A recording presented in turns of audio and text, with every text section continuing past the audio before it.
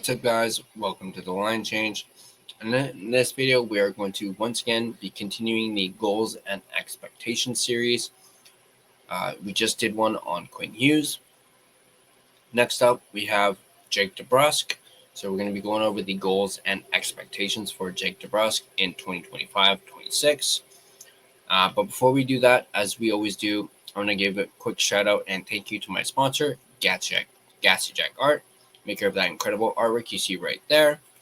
And you guys can check them out yourselves at GassyJackArt.com. You can also find them on Instagram at GassyJackArt. So let's not waste any more time and go ahead and dive into our topic.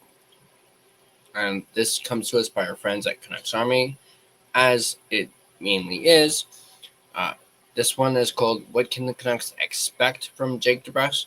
in 2025-26. So it doesn't exactly say goals and expectations, in the title, but to a lesser degree, this is a article talking about the goals and expectations for Jake Debrusk. Now, this article is written by a friend of the podcast, David Quadrelli.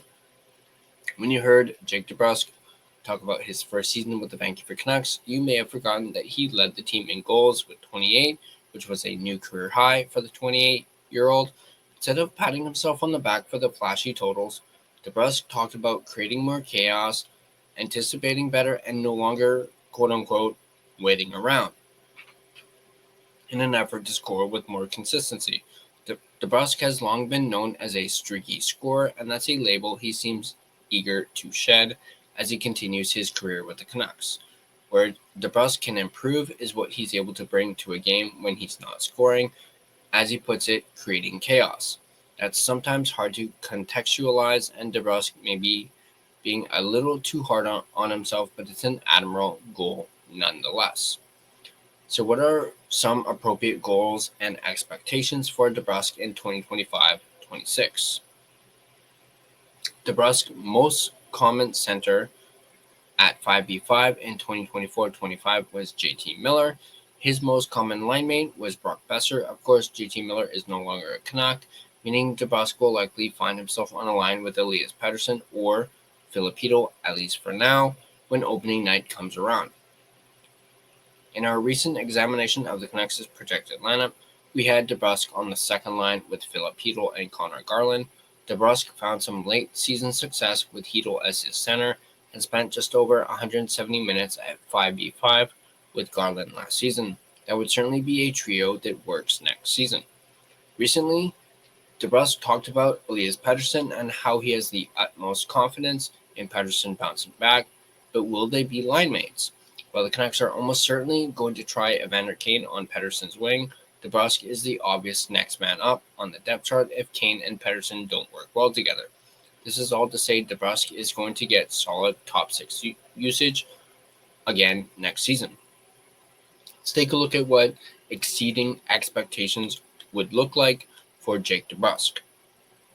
Leading the Canucks in goal scoring again would be great, but doing it for a Canucks team that's also able to make the playoffs would mean Jake Debrusk has done more than his fair share of the lifting next season. It's hard to quantify things like quote-unquote causing chaos and being more involved in the play, but obviously it's something we can all see. If Debrusk sheds the title of quote-unquote streaky scorer once and for all, something he at least started to do last season, that would be another win.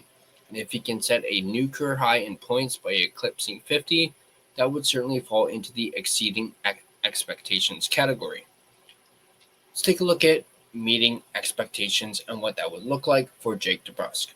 It's fair to expect Debrusk to come close to matching last season's totals. Throughout his career, Debrusk has been steady at finishing in the 40 to 50 point range, even in the AHL. Thus, meeting expectations is coming in somewhere around 24 to 28 goals and at or under 50 points. Let's take a look at what below expectations are for Jake Debrusk. While nobody ever likes to hear what a bad year for a player looks like in the last couple of months before a season begins, when optimism is always high, it's an important part of our season previews. for Debrusk, coming in below expectations would be tallying under 20 goals and under 40 points. This would likely mean he's also been bumped from the top 6, has struggled to find consistency, and ultimately that the Canucks are worse off because of it.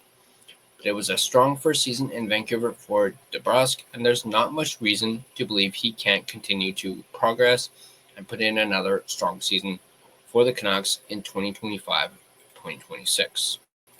So there's that article. A little bit of a shorter one. However, I do believe that Jake Debrusk can eclipse his 28 goals that he scored last season. I'm going to go ahead on a limb and say now Debrusk is going to hit 30, possibly more. So let's go with 33 goals for Jake Debrusk this upcoming season. Let me know your predictions, expectations for Jake Debrusk in the comment section down below.